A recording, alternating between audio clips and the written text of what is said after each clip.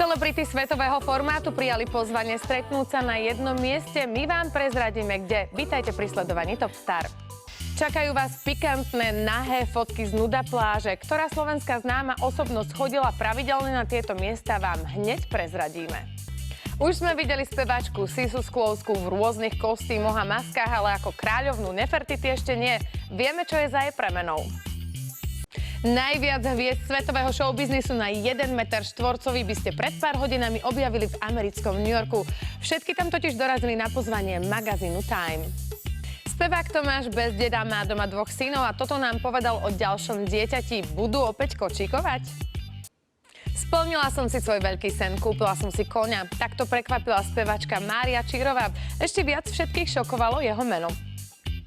Výnimočný deň dnes zažíva jeden z členov legendárnej švédskej kapely ABBA. Práve dnes totiž oslavuje okrúhle narodeniny. V opustenej budove bývalého družstva v Bratislave sa rodí unikátne divadlo v Stodole. Za projektom stoja mladé herečky Viktória Jurištová a Katarína Krajčovičová, ktoré sú známe z našich seriálov. Režisér a scenárista Marcel Dekanovský napísal svoju prvú knihu. Nikdy na to nemal čas a prišlo to až teraz, ako on sám povedal, na staré kolená. Boli sme na slávnostnom zahájení plavebnej sezóny na lodi Harmónia. Čakala nás zážitková jazda k Devinu, fantastické jedlo a neopakovateľný výhľad. My vám tento exkluzívny zážitok ukážeme v nasledujúcej reportáži.